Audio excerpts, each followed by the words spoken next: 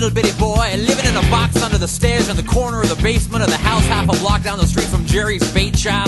You know the place. Well, anyway, back then life was going swell and everything was just peachy! Except, of course, for the undeniable fact that every single morning, my mother would make me a big old bowl of sauerkraut for breakfast.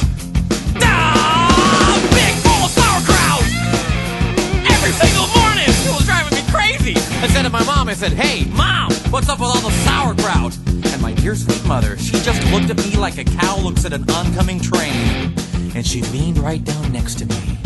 And she said, "It's good for you!" And then she tied me to the wall and stuck a funnel in my mouth and force-fed me nothing but sauerkraut until I was 26 and a half years old. That's when I swore that someday I would get out of that basement and travel to a magical, faraway place where the sun is always shining and the air smells like warm root beer and the towels are oh so fluffy. Where the Shriners and the lepers play their ukuleles all day long and anyone on the street will gladly shave your back for a nickel.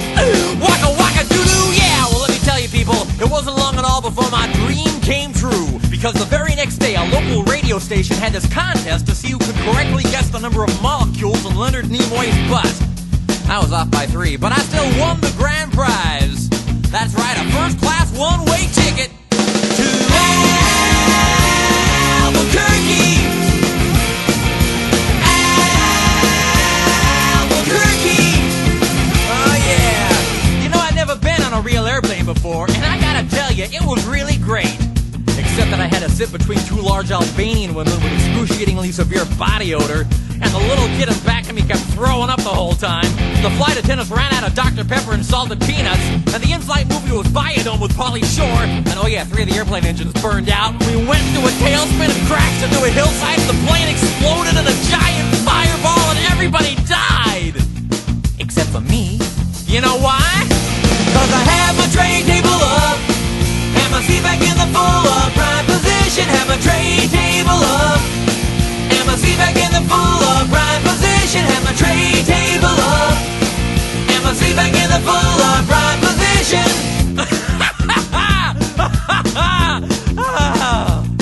So I crawled from the twisted burning wreckage. I crawled on my hands and knees for 3 full days, dragging along my big leather suitcase and my garment bag and my tenor saxophone and my 12-pound bowling ball and my lucky autographed glow-in-the-dark snorkel. But finally I arrived at the world-famous Albuquerque Holiday Inn where the towels are oh so fluffy and you can eat your soup right out of the ashtrays if you wanna. It's okay, they're clean. Well, I checked into my room and I turned down the AC and I turned on the Spectrovision and I'm just about to eat that little chocolate mint on my pillow that I love so very, very much when suddenly there's a knock on the door. Well, now who could that be? I say, who is it? No answer. Who is it? There's no answer. Who is it? They're not saying anything. So finally I go over and I open the door and just as I suspected, it's some big fat hermaphrodite with a flock of seagulls haircut and only one nostril. Oh man, I hate it when I'm right. So anyway, he burst into my room and he grabbed my lucky snorkel and I'm like, "Hey, you can't have that! That snorkel's been just like a snorkel to me!" And he's like, "Tough." And I'm like, "Give it!" And he's like, "Make me!" And I'm like, "Okay."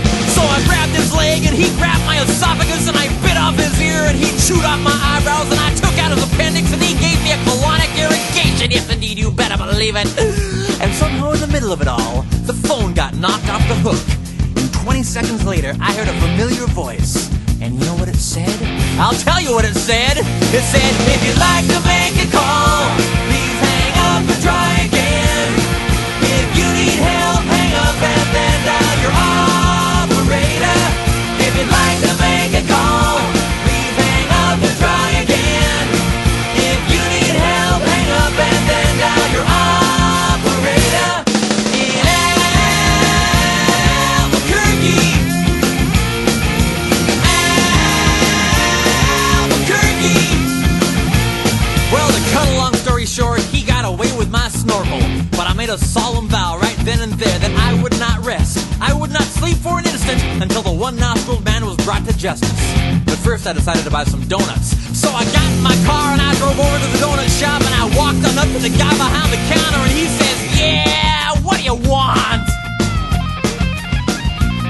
I said, you got any glazed donuts? He said, no, we're out of glazed donuts. I said, well, you got any jelly donuts? He said, no, we're out of jelly donuts. I said, you got any Bavarian cream-filled donuts? He said, no, we're out of Bavarian cream-filled donuts. I said, you got any cinnamon rolls? He said, no, we're out of cinnamon rolls. I said, you got an apple fritters? He said, no, we're out of apple fritters. I said, you got any bear claws? He said, wait a minute, I'll go check.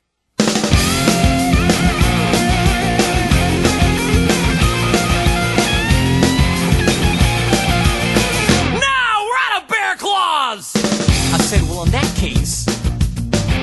case, what do you have?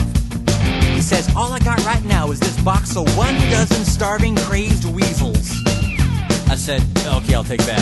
So he hands me the box, and I open up the lid, and the weasels jump out, and they immediately latch onto my face and start biting me all over.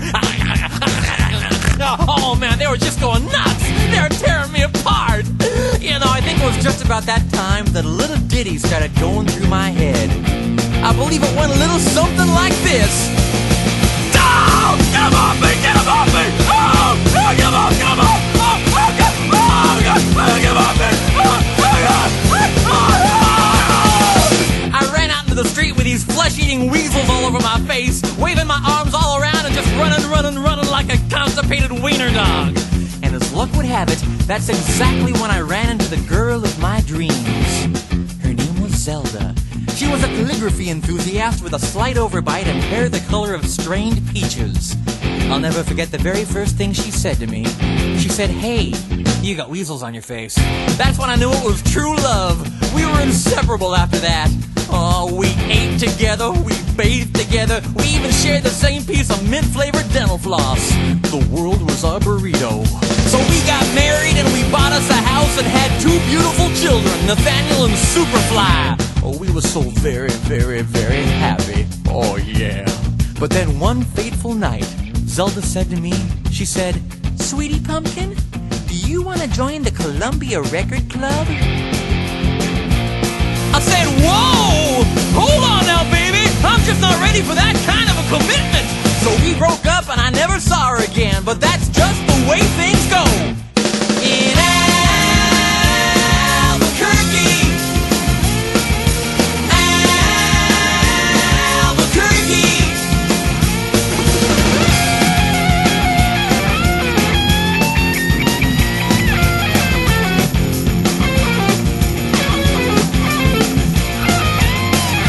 Things really started looking up for me because about a week later, I finally achieved my lifelong dream. That's right, I got me a part-time job at the Sizzler. I even made Employee of the Month after I put out that grease fire with my face. Oh yeah, everybody was pretty jealous of me after that. I was getting a lot of attitude. Okay, like one time, I was out in the parking lot trying to remove my excess earwax with a golf pencil when I see this guy Marty trying to carry a big old sofa up the stairs all by himself. So I say to him, I say, hey, you want me to help you with that? And Marty, he just rolls his eyes and goes, no, I want you to cut off my arms and legs with a chainsaw. So I did. And then he gets all indignant on me. He's like, hey man, I was just being sarcastic. Well, that's just great. How was I supposed to know that? I'm not a mind reader for crying out loud. Besides, now he's got a really cute nickname, Torso Boy. So what's he complaining about? Say, that reminds me of another amusing anecdote. This guy comes up to me on the street and he tells me he hasn't had a bite in 3 days. Well, I knew what he meant, but just to be funny, I took a big bite out of his jugular vein. And he's yelling and screaming and bleeding all over, and I'm like, hey, come on, don't you get it? But he just keeps rolling around on the sidewalk, bleeding and screaming, ah! Ah! Ah! And I'm completely missing the irony of the whole situation. Man, some people just can't take a joke, you know? Anyway, where was I? Kind of lost my train of thought.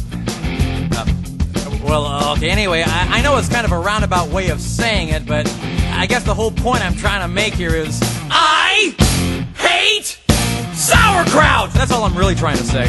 And by the way, if one day you happen to wake up and find yourself in an existential quandary, full of loathing and self-doubt and racked with the pain and isolation of your pitiful, meaningless existence, at least you can take a small bit of comfort in knowing that somewhere out there in this crazy old mixed-up universe of ours, there's still a little place. Call